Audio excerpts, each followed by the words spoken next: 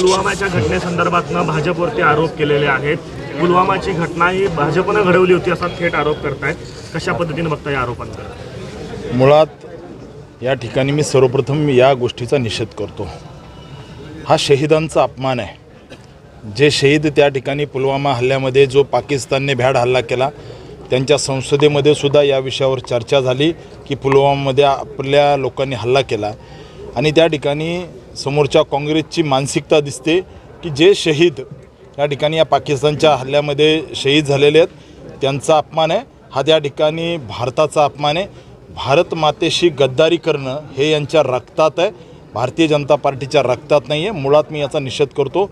हा समोरच्या काँग्रेसच्या उमेदवाराने शहीदांचा केलेला अपमान आहे। ही निवडणूक आहे, लोकसभेपुरतीची निवडणूक आहे, 5 वर्षांत पुन्हा निवडणूक आहे, मात्र देशाच्या सैनिकांच्या बाबतीत अशा पद्धतीनं वक्तव्य करणं कितपत योग्य वाटतं? मी समोरच्या काँग्रेसच्या उमेदवाराचा निषेध करतो, त्या ठिकाणी काँग्रेसचा निषेध करतो।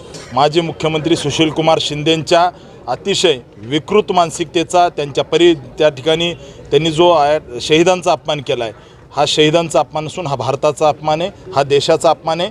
ज्या शहीदांनी या भारतमातेसाठी रक्त सांडलं, तुम्ही त्या रक्ताचा अपमान केला आहे। त्यामुळे मी त्या ठिकाणी काँग्रेसच्या समोरच्या उमेदवार त्यांचा निषेध करतो। सुशीलकुमार शिंदे यांनी मुख्यमंत्री असताना कोटा कायद्यातल्या जवळपास 12 ते 13 आतंकवाद्यांना सोडवलं अशा पद्धतीचा आरोप आपण केला। नेमकं काय त्याच्यामधलं तपशील? या ठिकाणी वेगवेगळ्या लिंक त्या ठिकाणी असणाऱ्या त्यावेळेच्या सर्व अधिकाऱ्यांना सापडल्या होत्या।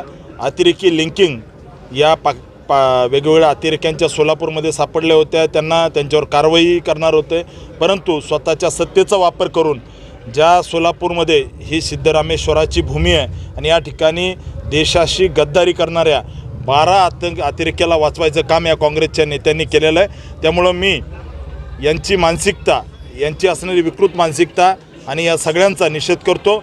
आणि पुलवामा हल्ल्याबद्दल जो आरोप त्या ठिकाणी समोरच्या काँग्रेसच्या उमेदवारांनी केलेला आहे, हा भारतीय जनता पार्टीवर नाही आहे। जिथं देश येतो तिथं आम्ही सर्व सोडतो आणि या देशाशी त्या ठिकाणी इथल्या जवानांनी जे काही देशासाठी रक्त सांडलं आहे त्याचा अपमान या समोरच्या काँग्रेसच्या उमेदवारांनी केलेला आहे।